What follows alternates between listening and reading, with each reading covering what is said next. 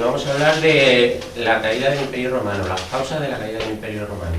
Roma se funda aproximadamente en el 753 a.C., la parte occidental cae en el 476, pero la oriental dura 1000 años más, o sea que fue una civilización que duró muchísimo, que además después ha dejado una herencia tan grande en el mundo mediterráneo, porque es donde llegaron, grandísima, y que todavía se ha heredado, si se heredan cosas, no solo el derecho romano, nuestras lenguas vienen del latín, en fin, muchísimas cosas que tenemos, esta columna de aquí, por ejemplo. El derecho. El derecho, sí. Bueno, muchas cosas que ha perdurado a pesar de que Roma como tal hubiera caído en Occidente. ¿Qué es de lo que vamos a hablar? Pero ¿por qué cayó en Occidente? Se han dado muchas teorías, muchas tesis de por qué cayó el Imperio Romano. La hay de causas morales, causas económicas, causas militares, por causas demográficas, causas climáticas. Hay muchísimas teorías, muchas tesis sobre eso. Hace 2 o 3 años, publicó en la Universidad de Sevilla un libro sobre esto. Eran de 4 autores, de aquí de la Universidad de Sevilla, y cada uno daba una causa distinta, o sea, como contradecían a las anteriores, ¿no? Pero en realidad todas las causas se salen, o casi todas, se puede ver que algo de razón tienen, pero cuando dice, bueno, cayó por esto, bueno, es por eso, ¿y por qué se hizo eso?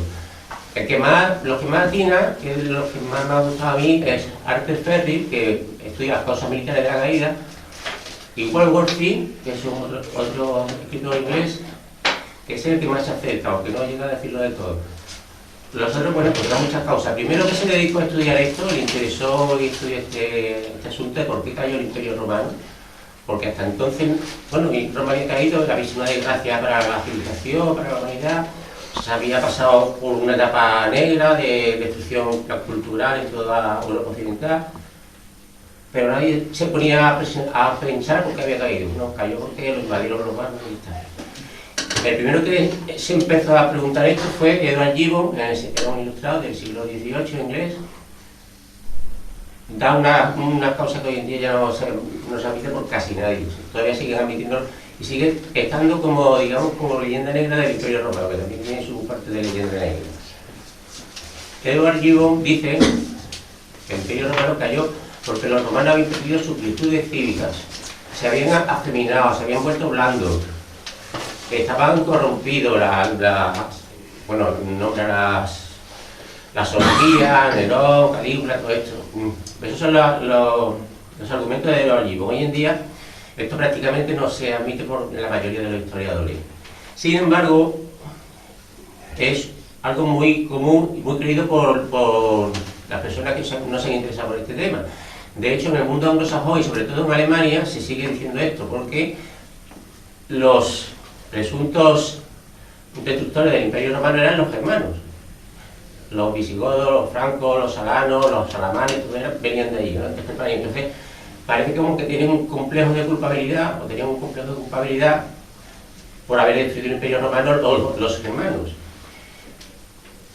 Entonces, esta tesis de Edward Gibbon le gustó mucho, porque decía, bueno, nuestro complejo de culpabilidad nos lo quitamos, porque no es que los germanos destruyeran Roma, sino que Roma cayó por los vicios de los romanos. Sería como si hubieran de lema, a Roma no la mató nadie, Roma se suicidó. Pues es un poco el lema que defendía y que defiende muchos en Alemania, en Inglaterra y esto, ¿no? Y si veis en internet, que te habéis metido para averiguar lo que se dice y eso, el mundo anglosajón esto lo tiene como dogma de fe, ¿no? Bueno, esta tesis ya digo que se ha abandonada, y a partir de entonces se han ido aportando más tesis. ¿Por qué se ha abandonado esta tesis? Hombre, pues en primer lugar, si nosotros la vemos desde nuestro punto de vista,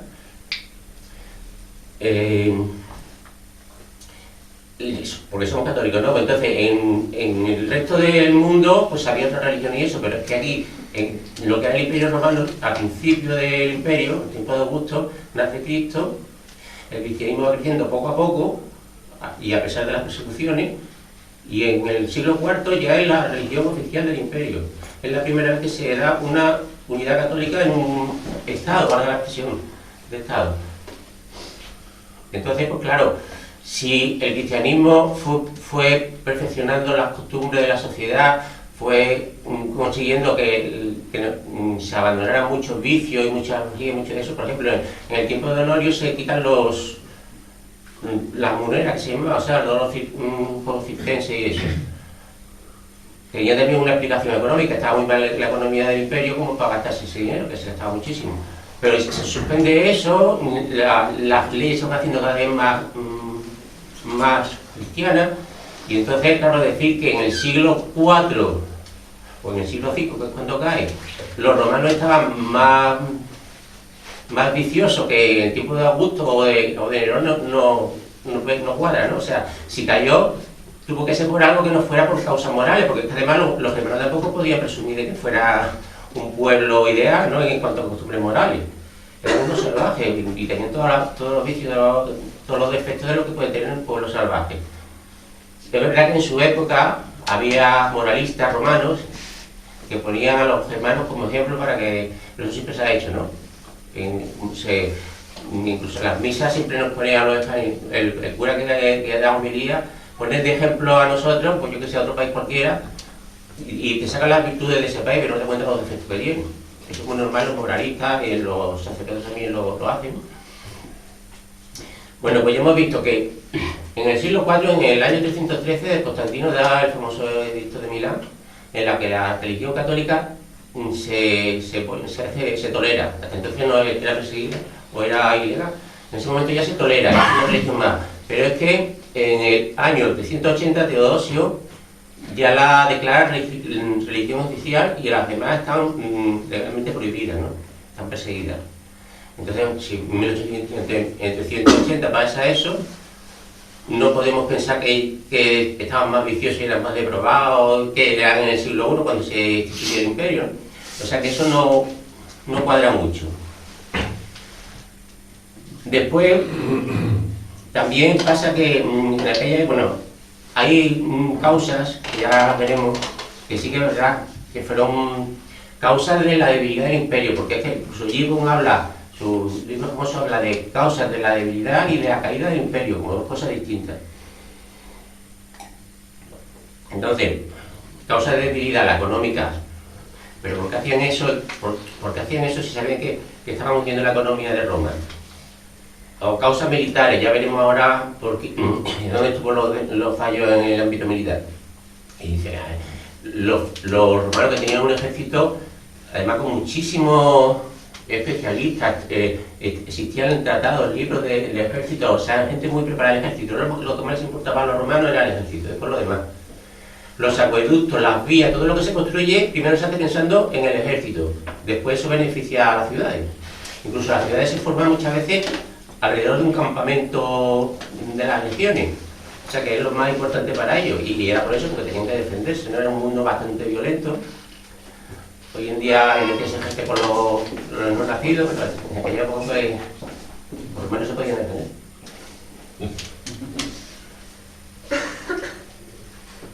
Bueno, vamos a empezar un poco ya porque tampoco aquí no lo llame mucho, vamos a empezar con las causas importante de las caídas. La económica fue muy importante y no fue la única.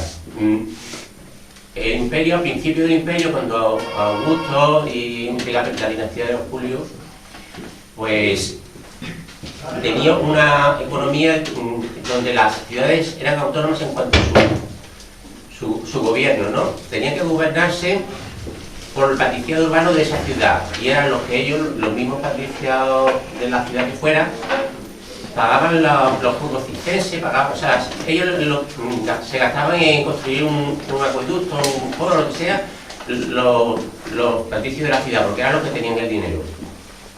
Y además ellos les servía para empezar a hacer la carrera política, el cursus honorum. Después, al final, como son tantos los impuestos que van cayendo sobre el pueblo romano, muchísimos impuestos, cada vez más, pues a los patricios de las ciudades no les interesa ya pagar todos esos gastos, porque son muchísimos, les muchísimos gastos por parte del imperio. Entonces, ¿qué hacen? Se van a las ciudades, se van a sus villas, en el campo. En esta época también, por culpa de, en gran medida, por culpa económica, empieza a haber mucho bandolerismo, sobre todo en la Galia y zonas aledañas, son los gaudas, y entonces las villas se tienen que fortificar. Empiezan a hacerse empalizadas o a hacerse una especie de muralla. Son el germen de lo que después son los castillos de la Edad Media. Son las villas que los nobles romanos se van construyendo en todo el imperio, sobre todo en la parte occidental, porque la parte oriental tenía más tradición urbana. Las ciudades en la parte oriental de Siria y todo eso eran muy antiguas, y en la parte occidental eran menos antiguas, había menos tradición urbana, entonces las ciudades se abandonan mucho más. Entonces, ¿qué es lo que hacen? Cuando se van los patricios de una ciudad, ¿qué pasa? Pues, ¿quién gobierna la ciudad? ¿Quién paga los gastos? Y todo eso. Pues entonces se inventa un recurso, el Estado, la curia romana, ¿no? La curia imperial. Que los nobles de una ciudad no se pueden ir de la ciudad y además sus cargos serán hereditarios. Y si se van de una ciudad tendrán que pagar lo de esa ciudad y lo de la ciudad donde se hayan ido. Y además los campesinos, que también sufren esta crisis económica, pues también se van de los campos. Huyendo de los campos, se van a las ciudades porque van en circo y todo eso, pues siempre algo va a caer.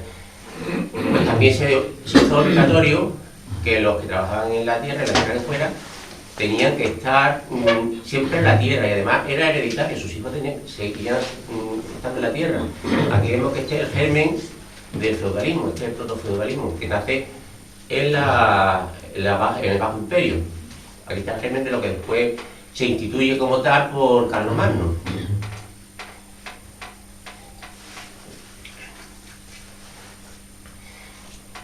Bueno, como hemos dicho, estaba este problema económico. Estoy hablando de los más importantes, ¿no? Porque después salen otros. Por ejemplo, hubo un cambio climático, es verdad, en aquella época se enfrió la temperatura, por lo menos en la parte que se conoce, la parte occidental, ¿no? de Europa.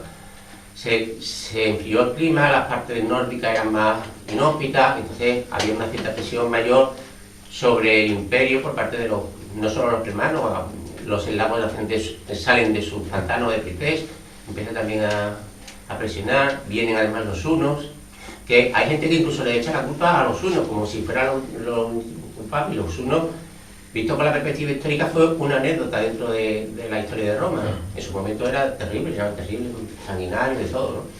Pero no tuvieron ninguna culpa en la caída del Imperio Romano, porque además era un ejército de caballería ligera, grandísimo, y cuando llegaron a Europa, pues no había cada soldado, cada combatiente de los hunos, usaban de media 15 caballos en un día de batalla.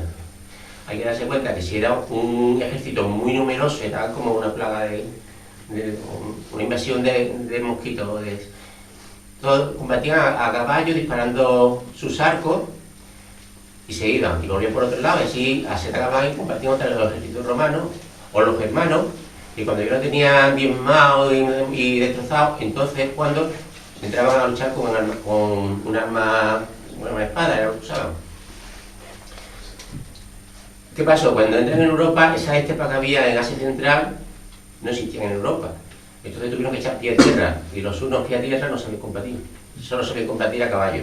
Entonces pues ahí vino la debilidad de los hunos, que tuvieron que echar pie a tierra, y además, de hecho, se fueron al único sitio de Europa donde hay una estepa en cierto modo parecida a la estepa de Asia Central, que fue en la Panonia, lo que ahora es Hungría. Esa parte era, y sigue siendo la pucha húngara, son estepas muy grandes, las mayores de Europa, y es donde podían mantener un cierto número de caballos de forma adecuada para poder combatir. En Hungría fueron a parar los hunos, fueron a parar los mongoles, y después fueron a parar los húngaros, que también vinieron de Asia. Y por lo mismo, porque todos combatían a caballo y con caballería ligera, y necesitaban muchísimos caballos. Bueno, pues entonces ya hemos visto que eso es el cambio climático, que si los hunos, y allí apunta un poco de lo que después se hace por parte de los ilustrados de Gibbon y de otros autores posteriores, echarle la culpa a la religión católica, porque la religión católica es la religión del perdón, de la no violencia, no sé cuánto. Se monta una historia que que no eran así en la época, es mentira. Y también es verdad que en aquella época, a finales del Imperio, tanto por los cristianos como por los estoicos, que era la religión que estaba de moda entonces en Roma, se pone de moda manumitar a sus esclavos, los que tienen. Entonces una persona cuando se va a morir los facilita a todos, los que tenía. Y entonces se dice, hombre, es que eso provocó una crisis económica muy grande, porque es que la mano de obra en todo el Imperio Romano era el esclavo. También es verdad que cuando más esclavos hay es cuando se empiezan a conquistar ciertas tierras, ¿no? Se conquista la Galia, Hispania, se conquista Siria, Grecia, y eso era una fuente de esclavos grandísima, y bueno, y Cartago también.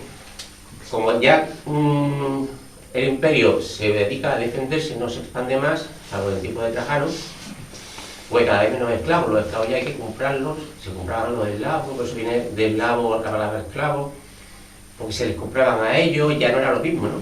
Entonces, pues, ahí también hay un poco de crisis económica provocada por eso. Y hay otro mucho motivo, también eso es infundado. Que porque se echa la culpa a las conducciones de agua que eran de plomo y que las sales de plomo que son venenosas, igual, pero bueno, el agua se llevaba por tubería, pero era fría y el agua fría no disuelve la sal de plomo. Y entonces no se puede achacar eso. Decía que es que el envenenamiento por plomo de las cosas que daban era la infertilidad. Y entonces es verdad que hubo un bajón de la demografía, en parte también por la propia crisis económica, y también la crisis demográfica incidió en la crisis demográfica económica y se achacaba al plomo, que hacía que las personas fueran más estériles, los varones. Pero no era así, el plomo iba conducido por tuberías de plomo, y hay muchos siglos después, pero no pasaba nada porque era agua fría, no era agua caliente. De hecho, hoy en día también se dice, la gente no hace caso, que las tuberías de conducción de agua caliente en las casas, que es de cobre, el cobre también es tóxico, pues se dice que no bebas agua caliente de las tuberías. Si quieres beber agua caliente por lo que sea, la tienes que calentar aparte, pero no puedes calentar así. Ya digo que hay muchos estudios, muchísimos, de muchas clases. También se alega el nacionalismo griego de la época, cuando la parte occidental cae Roma en el saco de Roma en el año 410. Parece que de alguna forma los griegos se alegran de que los que lo conquistaron a ellos ahora estén pasándolo mal y pidieran ayuda, los griegos se la negaban. O sea, la parte oriental era Bizancio y Grecia eran los más, digamos, los que decidían, porque la capital del Imperio Oriental estaba en Constantinopla. Siria y Egipto, pues, después también hicieron lo mismo. Bueno, una especie de nacionalismo absurdo, pero que sí es verdad que existió. Cuando se divide el imperio ya definitivamente, en tiempo de Teodosio, cuando muere Teodosio, lo divide entre Arcadio y Honorio.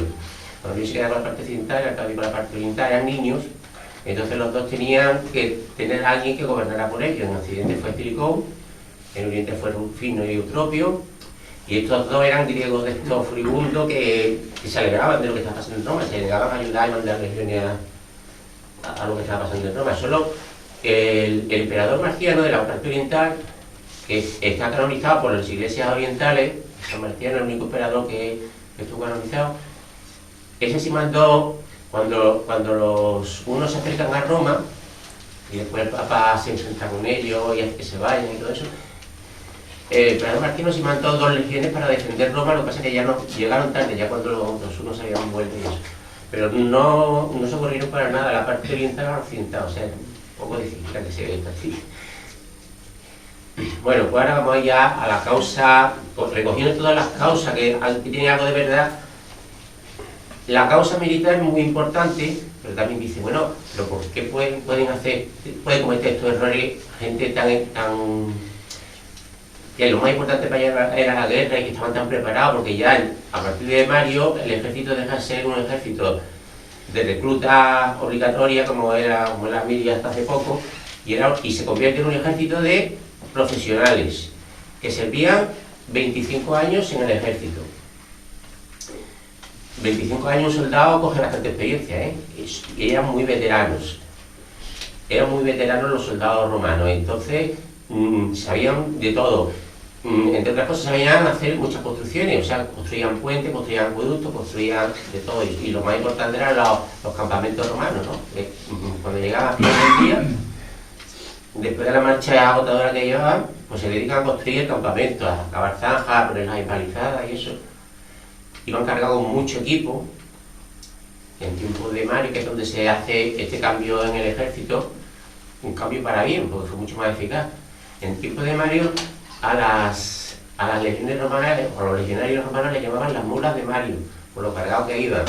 Y ha habido historiadores, lo decían en su época ya, que se ganaban más batallas con la pala que con la espada, porque sabían hacer minas para hundir una muralla, sabían construir litóbulos, catapultas, balistas, de todo, ¿no? Incluso se ha descubierto hace poco en Inglaterra unos proyectiles que se lanzaban con granadas, que tenían forma de bellota, de grande, y iban con un orificio y no se sabía por qué era, hasta que ya se ha descubierto. El orificio se hacía que cuando iban por el aire silbaran, y entonces lo tenían tan bien medido que silbaban cuando todos los honderos lanzaban su eso, el enemigo se moría de susto. Entonces también trabajaba la guerra psicológica, o sea que estaban especializadísimos en cuestiones de guerra. Y de hecho, después ya en lo que fue durante la mayoría de la Edad Media, nadie, ni siquiera el Imperio Oriental, combatió como los romanos en legiones y las combatían en filarmografía. Por eso es el motivo por el que cayó la parte oriental, entre otras cosas. Bueno, pues Roma fue fundada por reyes. Ya he dicho, en el año 753 más o menos. Fue fundada por reyes y fue gobernada por reyes, hasta que los romanos echaron a los reyes, parece ser porque el último era impuesto por los etruscos, una especie de nacionalismo, daba un golpe de Estado, que es lo que fue, los patricios daban un golpe de Estado, echan los reyes, y crean lo que es la República Romana con todo su sistema político del Senado, después aparecen los tribunos. Los que tienen las funciones de reyes son los dos cónsules, que son elegidos cada año. Del rey solo queda la parte religiosa, que sigue habiendo un rey con un título de rey, que era como el sumo sacerdote del imperio. Pero eso era una cosa religiosa, ni militarmente ni civilmente ya había reyes, ¿no? Ya lo que había eran los cónsules. Al principio, los cónsules, es verdad que Roma al principio tuvo mucha suerte, también tenía muchas virtudes, también la padre de San Agustín y San Jerónimo, de las virtudes civiles de los romanos. Pero todo eso se implementó mucho cuando se crea el ejército profesional que crea Mario. Se empieza a admitir a gente que entonces no iba a la guerra, porque la guerra había que costarse el equipo, iban solo los ricos. La guerra era como un deporte, sobre todo en Grecia. Pero claro, entonces no iban la gente más acostumbrada a trabajar, más esforzada, físicamente mejor preparada, que eran los que trabajaban la tierra, los beneficios y todo eso. Entonces Mario dijo que que esa gente iba ahí porque lo iba a hacer profesional y iba a pagar dinero. Entonces empezó a fluir gente al ejército romano, que era gente profesional, que estaban 25 años aprendiendo y combatiendo. Bueno, pues eso, Roma tuvo unos reyes, y de pronto se quitan los reyes y se instituye la República Romana. Y lo más importante es que a los reyes se les tiene una fobia grandísima.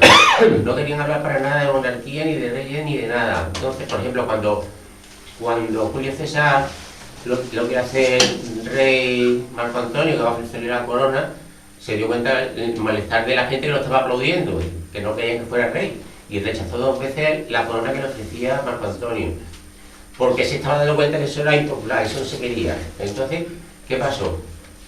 Cuando se pasa del imperio, o sea, de la república al imperio, se vuelve de una monarquía, porque el que gobierna ya es uno solo. Pero no podía decir que era rey, porque eso era una cosa, que hubiera durado un poco la vida de ese emperador. Entonces, ¿qué pasó? pues se hizo un simulacro, seguía habiendo una república, el Senado seguía existiendo, pero el que mandaba, el que gobernaba, el que decía todo era el emperador. El Senado pasó a ser una cosa simbólica. Es decir, hubo una monarquía con apariencia de república. Todo lo contrario que pasará en España, que tenemos una monarquía con apariencia de república. Entonces tenían ya, a partir de Augusto, tenían una monarquía con apariencia de república. Y entonces, ¿qué pasaba? Bueno, pues, como no había monarquía, no había leyes sucesorias. Y si no había leyes sucesorias, ¿quién iba a ser el emperador que siguiera al siguiente? No, a lo largo de la historia del imperio, desde Augusto hasta Rómulo Augusto, hubo muchas formas de nombrar o de que los emperadores llegaran al poder. Por la fuerza de las armas, porque se asignara al emperador. Normalmente lo asesinaba la propia guardia pretoriana, de la que ahora hablamos a hablar, y una de las más responsables de la ley del imperio. La guardia pretoriana muchas veces asesinaba a un emperador y ponía a otro, otras veces era eso, un gobernador de provincia que se alzaba en armas con el que estaba gobernando Roma y decía que él era el emperador, se ponía el proludamento y se enfrentaban en batallas, en guerras civiles que hubo constantemente a causa de esto. Este enfrentamiento que había siempre dentro del ejército romano hizo, entre otras cosas, que ahora vemos las más importantes, que por un lado el emperador ya no tuviera el prestigio que tenía, porque siempre había alguien que llegaba al poder por las armas, por asesinato, lo que sea, es decir, había un emperador que era ilegítimo, por lo tanto podía haber otro que se levantara con él precisamente porque lo acusaba de ilegitimidad. Y este fue la verdadera causa del imperio, como ahora veremos. Octavio, cuando empieza el imperio como Octavio, tenía todas las legiones distribuidas a lo largo de las fronteras, del limes. El limes era el camino militar que tenían las tropas para recorrerlo, y era lo que marcaba la frontera con los germanos o con los persas en Oriente, y al sur ya con los bereberes. ¿Y qué pasaba? Pues que esos soldados, con 25 años de servicio, estaban muy esforzados, tenían mucha moral, estaban mucho mejor preparados, sabían combatir mucho mejor que el enemigo, fuera el que fuera, y estaban, habían aprendido a defender esa zona que les correspondía a ellos hasta la muerte. O sea, era gente con mucha moral, con voluntad de vencer, con moral de victoria, y además que era verdad, o sea, se lo creían y era verdad, ¿no? Hay quien dice, hombre, los germanos eran más grandes, podían físicamente mucho más. Pues sí que es verdad que eran más grandes, más corpulentos, eso, pero, por ejemplo, un detalle. Los romanos, cuando combatían, que eran más bajitos que los germanos venían con el hacha o con la espada, o lo que sea, a golpear sobre el escudo. El romano se iba agachando, protegiéndose con el escudo ese que tenía tan grande, rectangular, y cuando estaba muy agachado, le cortaba los tendones del talón de Aquiles al hermano y iba para el suelo. Y así uno tras otro, uno tras otro. O sea, esa era una de las técnicas que tenían para combatir a armas grandes. Y tenía muchísimas, ¿no? Y muchas estratagemas, pragmáticas, no les importaba nada adoptar un arma defensiva u ofensiva de otro pueblo si ellos la veían útil. Por ejemplo, la falcata ibérica sirvió de modelo para lo que después fue el labios de los romanos, ¿no? La espada que usaban los romanos en el ejército. Y de esos ejemplos muchísimos. O sea, era gente muy pragmática, no se preocupaban por eso, por cuestiones de que esto era del enemigo, ni nada de eso. Me estoy acordando ahora del problema de todas las cosas que estos franquistas, pues si franquista es bueno, pues no, como franquista es malo. Son cosas absurdas, ¿no? Pero sí que pasaban. Los romanos eran muy pragmáticos. Entonces, Augusto, para defenderse, después de la guerra contra Marco Antonio, pues había llegado a ser el emperador, y para defenderse creó lo que fue la Guardia Pretoriana, que era una especie de superlegión donde se iban los mejores legionarios de las mejores legiones, o sea, las mejores legiones del mundo. Eso lo tenía un Octavio, un Augusto, para defenderse, ¿no? La Guardia Pretoriana tenía una casa pretoriana a las afueras de Roma. Y como pasaba, que a un emperador lo asesinaban, o se rebelaba Nerva en la Galia, o en Hispania, o el otro en Britania, el otro en Egipto, pues la guardia pretoriana cada vez se fue haciendo más importante y más numerosa. Y llegó un momento que no bastaba con la guardia pretoriana, necesitaban más protección todavía, porque es que, entonces, además de la guardia pretoriana fueron acumulándose soldados y de otras unidades, se fueron creando una especie de mini ejército que tenía el emperador a su servicio. Hay que darse cuenta de lo importante que era esto para Roma, porque había, esto era un hecho cierto, o sea, había un emperador en campaña contra los germanos en cualquier parte del imperio, y si recibía noticia que algún gobernador de una provincia se había rebelado contra él, no lo dudaban en abandonar el campo y dejar a los hermanos a sus anchas, porque sabía que el verdadero peligro lo tenía en el que se había rebelado, que era el que sabía combatir y el que tenía a su disposición lecciones para derrotarle, le podía costar la púrpura imperial y la vida. Entonces abandonaba el campo de batalla a los germanos, se los dejaba libre, porque sabía que los germanos podían destruir una provincia, pero no más, porque eran bandas de saqueadores salvajes, no tenían mucha capacidad combativa para... No sabían, por ejemplo, de poliorcéntrico no tenían ni idea, ni construir torres de asalto, ni balistas, ni pistolos, ni hacer minas, y por supuesto tampoco sabían construir sus propias fortificaciones. Lo único que sabían, por eso acabaron en tiempo de Trajano, fueron los dacios, eso sí tenían construcciones defensivas muy buenas. Pues, como era algo que yo veía que, bueno, los germanos van a destruir una provincia, una zona y eso, pero no hay problema. El problema para los romanos estaba en Oriente. Lo que eran los partos en sus distintas versiones, los sasánidas, los partos, etc. Pues eso sí que tenía una civilización importante, no tanto como la romana, pero sí que era una civilización importante y tenía un ejército importante. Además, tenía lo que sí fue el coco del ejército romano fueron los catafractas que usaban los persas.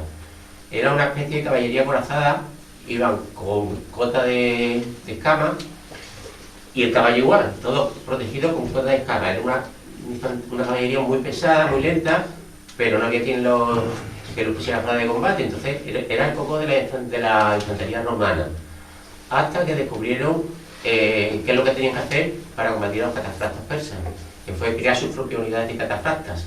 Y entonces ya catafractas contra catafractas, y ahí pues ya los romanos se podían batir en superioridad. Pero aparte de eso, siendo la gran potencia el peligro de los persas, los partos, los sasánidas, etc., nunca se planteó la posibilidad de que los caballos de los catafractas persas llegaran algún día a poder abreviar en las aguas del Tíber.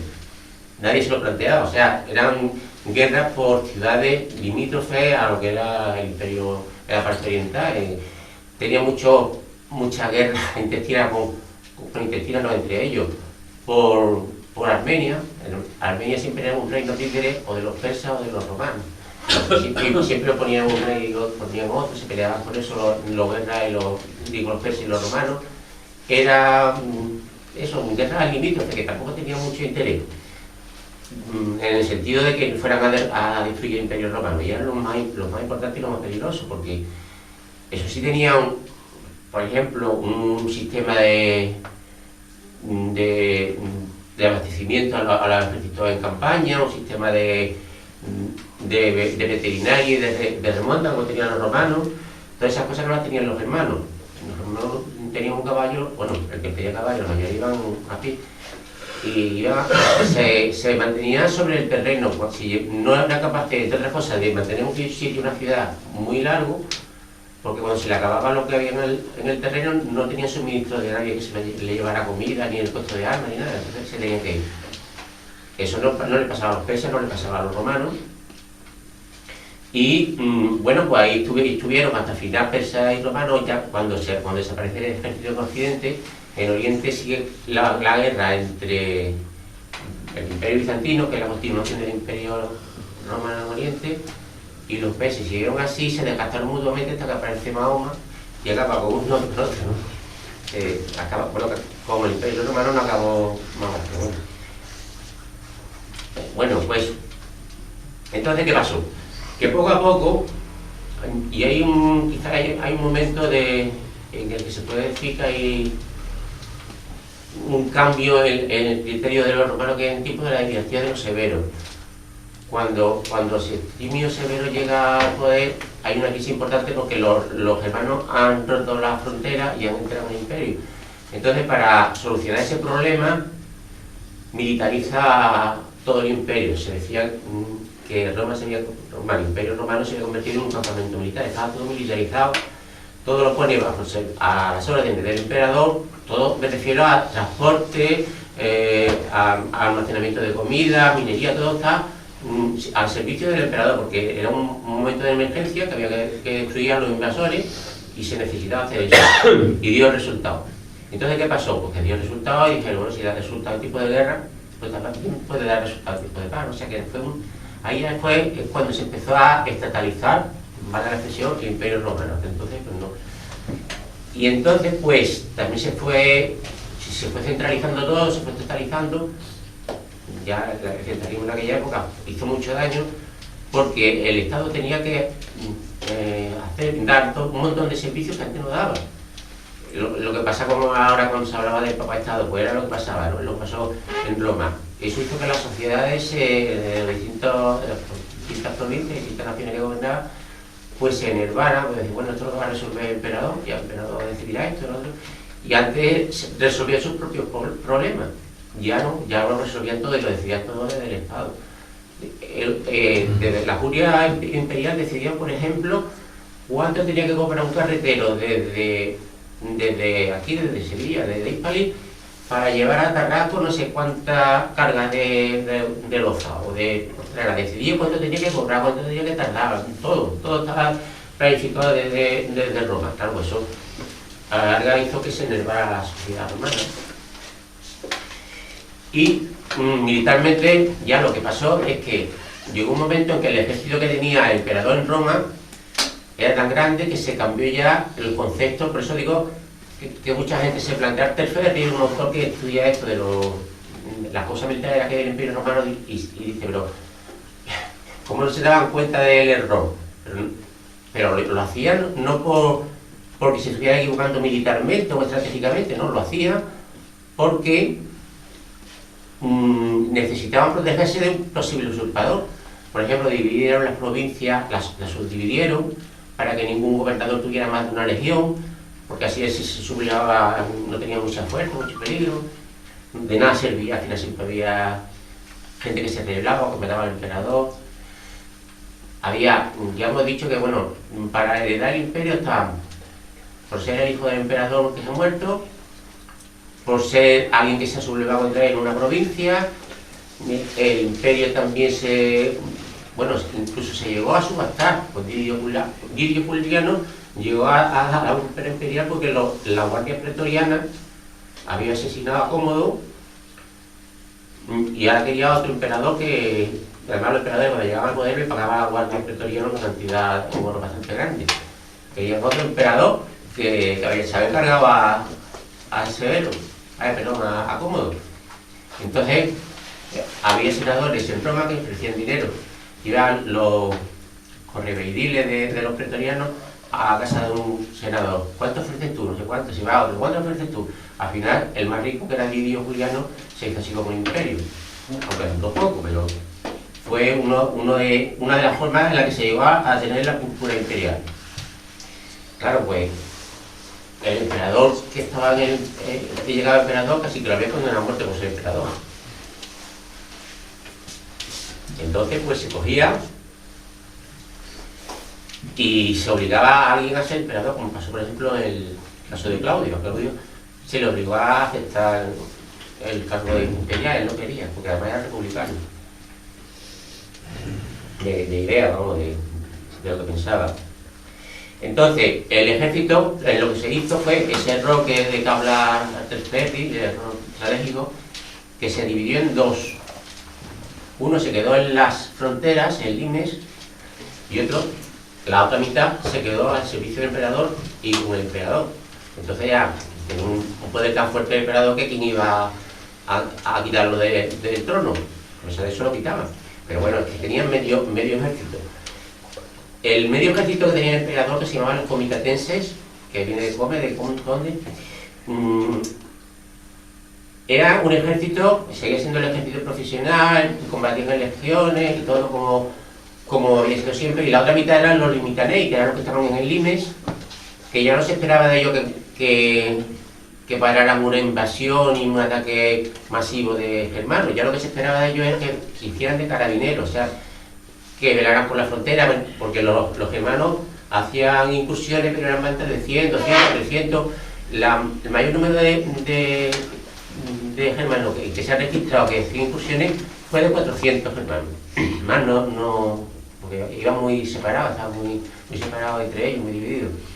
Entonces ya perdieron la moral de victoria que tenían, porque ya no se esperaba de ellos que pararan una invasión. Perdieron la moral de victoria, perdieron la voluntad de vencer, y se entrenaban menos, ya no era el soldado romano de siempre, era mucho más débil.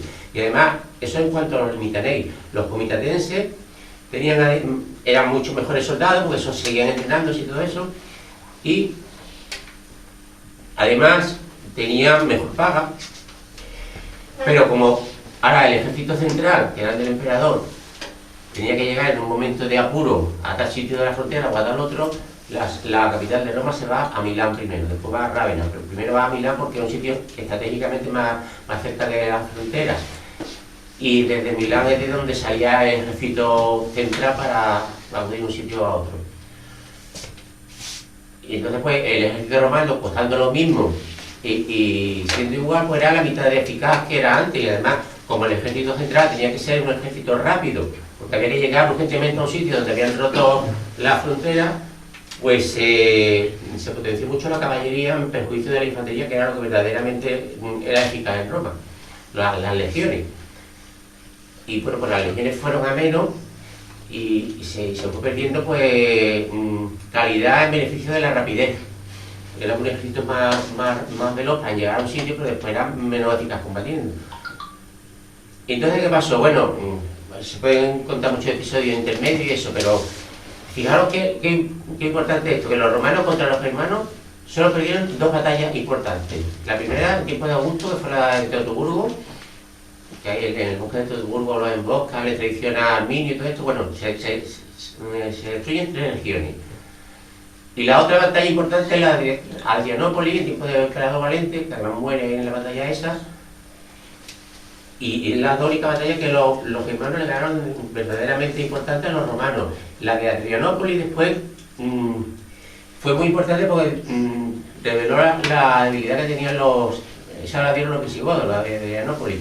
Tenían una debilidad muy grande, o sea, habían vencido a un ejército bien preparado en tierra, pero cuando llegaron a Constantinopla no aguantaron, porque no sabían, o sea, no tenían tren de sitio, no tenían habituallamiento, no tenían nada, se fueron a saquear las villas y las granjas de toda Moesia, de Grecia, todo eso, ¿no? Y a lo que se dedicaron. Después pasaron con la parte occidental, y el ejército occidental, esto empezó con Augusto, después con su hijo Honorio, y continuó así, lo que se dedicó a perseguir a los visigodos. Los visigodos entraron en lucha, siempre perdían, pero siempre se escapaban, y no lo llegaron a destruir nunca. Hubo un intento, que yo creo que fue un intento deliberado de Teodosio cuando se enfrenta. Teodosio estaba en la parte oriental, cuando el imperio ya estaba dividido. Y en la parte occidental se da un golpe de estado, se quita al emperador, que se ponía legítimo, y se pone de emperador a Eugenio. Eugenio lo pone un emperador, un general que ya era un germano puesto al servicio de Roma. Era ¿cómo se llama? Arbogastro. Pues Arbogastro era el general que luchaba, combatía el ejército romano de Occidente y se enfrenta con el de Oriente, que es de Teodosio, en la batalla del río Frígido, que ahora se llama el río Pava, está por el Eslovenia, por ahí. Y ahí se enfrentan y bueno, la batalla estaba perdida por Teodosio. Los romanos de la parte occidental estaban en el campamento con sus fortificaciones y sus cosas.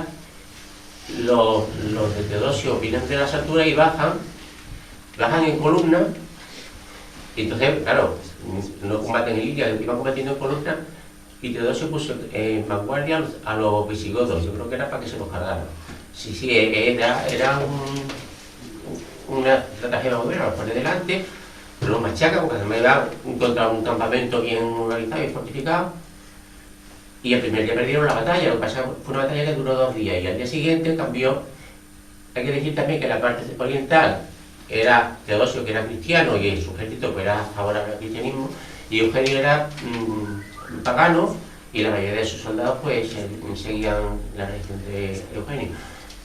Pues el segundo día de batalla cambia el viento en aquellas zonas tan cerca de los Alpes marítimos y todo esto, y el viento que cambió el clima, y se levantó una polvareda muy grande que le entraba en los ojos a los soldados de Eugenio, mientras que a los Teodosio le daba de espalda.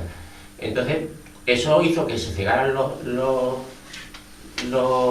de Occidente, ganaran la batalla los de Oriente, los visigodos sobrevivieran a traición o lo que fuera de Teodosio, y esto se atribuyó a una intervención divina, es un milagro, ¿no? Cambió el viento en un momento adecuado para que pudieran ganar los cristianos.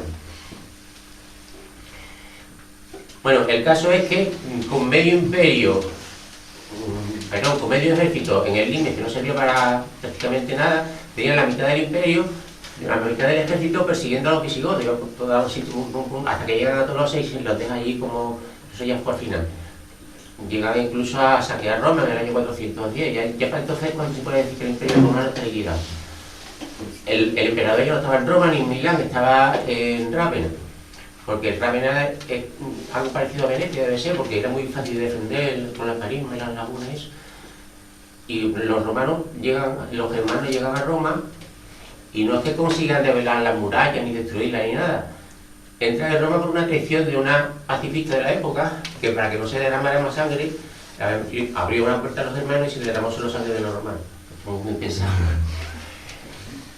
Y así fue como entraron en Roma y saquearon Roma en el año 410, donde se llevaron el tesoro del templo de Salomón, todo eso. Que después, bueno, hay una leyenda de eso, que los visigodos llegaron algunos dicen que se quedó por el sur de Francia, cuando el reino de Tolosa. Otros dicen que estuvo junto a Toledo, y cuando la invasión de los moros se lo llegaron a Asturias y eso. Bueno, pues con todo este panorama, el ejército romano persiguiendo a los visigodos, pero de una forma obstinada y pesada, pero que no conseguían hacer nada más, pues el día 31 de diciembre de 412, los suevos, vándalos y alanos cruzan el Rin. El Rin estaba congelado por la parte donde lo cruzaron. Los limiteráneos son capaces de frenarlo, porque además que entraron en masa y llegaron hasta Hispania. Después ya los vándalos llegaron hasta Cartago, estaban en Mediterráneo y llegaron hasta Cartago. Entre otras cosas, yo creo que presionados por los visigodos. Y en ese momento ya el imperio no era capaz de llegar hasta allí, porque los visigodos estaban delante. Entonces ya llegan a un pacto con los visigodos, se les dan muchas concesiones, se les dice que vayan a expulsar de Hispania a sus vándalos y alanos. Y es cuando llegan a Hispania con el rey Ataulfo, expulsan a los vándalos, que llegan hasta Cartago después, y después los suben a Galicia, al norte de Portugal. Entonces ya los visigodos se quedan ahí a partir de ese momento como representantes de la autoridad imperial. O sea, ya los visigodos eran los representantes del emperador, cuando no tenían nada que ver con... Bueno, la verdad que eran los más civilizados. Eso tuvo suerte Hispania, porque los visigodos ya llevaban un siglo dentro del imperio. Entonces hablaban latín, las costumbres eran de los romanos, eran cristianos, no eran católicos, eran arrianos, pero bueno, era un avance, ¿no? Y todo eso fue una suerte para España, porque fue la que menos sufrió las invasiones de los alemanes. La peor parada fue Inglaterra, o sea, en lo que era Britania. Ahí llegaron y arrasaron con toda la civilización, la religión, la lengua, con toda la organización, arrasaron con todos los germanos que llegaron, los justos anglosajones. Bueno, pues eso. Entonces, como el ejército imperial estaba dedicado a perseguir a los visigodos, pues el resto de los suevos, vándalos y alanos, y después Franco, Alamania y Burgundio, entran en la Galia y se lo quedan todo, y los vándalos llegan hasta Cartago. Entonces se pierde por la parte del Imperio Occidental la Galia, que era el semillero de soldados, porque era una parte muy poblada, de mucha gente. Entonces allí la mayoría de los soldados eran de la Galia. y se pierde Cartago, que era el granero de Roma. Entonces, cuando ya no hay alimento y no hay soldados para tener un ejército, tuvieron que recurrir a contratar a ejércitos de los bárbaros, y estos bárbaros pues se fueron instalando en el Imperio Romano, se fueron viendo que estaba muy bien y que eran los que mandaban. El emperador, al final de cuentas, era un títere, un símbolo, ya yo estoy hablando a partir de Valentiniano III y hasta el final, ¿no? Entonces, como era un títere, no servía para nada, pues llegó un momento, un érulo, que los érulos aparecen apenas en la historia, pero aparecen en este momento, porque Odoacro era un érulo al servicio de Roma, pues destituye al último emperador, le mandan los imperiales a Constantinopla, al oriente, diciendo que a ellos ya no le hace falta emperador, y ahí se acaba el imperio romano del occidente. Claro, esto es otra cosa que se le critica a Gibbon, que todos los que dan causa de por qué cayó el imperio romano. Si fuera por causas morales, por ejemplo, se dice, bueno, porque cayó en Occidente y no en Oriente.